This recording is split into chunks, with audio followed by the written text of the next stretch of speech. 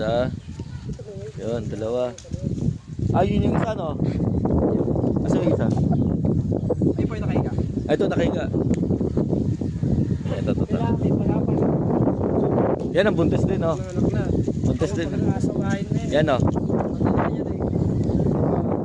Anak.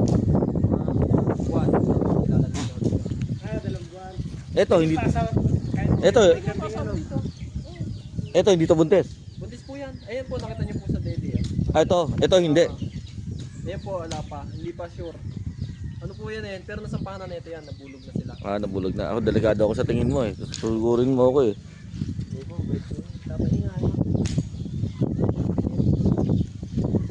Pero anong gamot niyan pag gaganyan? Ni-injection na, hindi? Ano po, dextrose powder. Inaano ko sa kanya. Ah, pinapainom? Kaya kahit ano po mo lang. Pag daon-daon saging lang. Ah. Yung ba yung mga pinapakang ipil? Titignan mo lang kaya ano yung higat. Kailangan titignan kung Bali lalabas pala dyan, parang 3 buntis sila, no? Opo. ilang buwan kasi.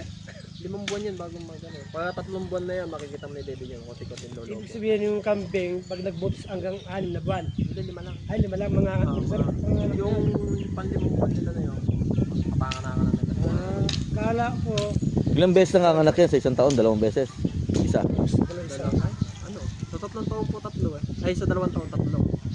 Pang-4 na taon, hindi na sila manganganak. Hindi pa mga kanon, dire-diretso pa po yun. Ah, dire-diretso pa rin yun. ay, ibig sabihin wala palang 6 na buwan. Ano kasi eh. Kasi Hindi, kumbaga sa isang taon, 2 beses sila nanganganak. Pero isang anak lang yun. O 2? May dalawa, may isa. Ah, bihira ang 3.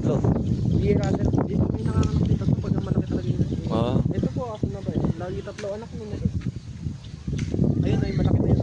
ayun yun. Ayun po. Ayun dumalawa ah. Yung kapatid, lalo na yung kapatid niya, yung nakita niya ng anak na. Tatlo lagi mga anak yun. Kaso po hindi niya nabubuhay. Ano kasi yung may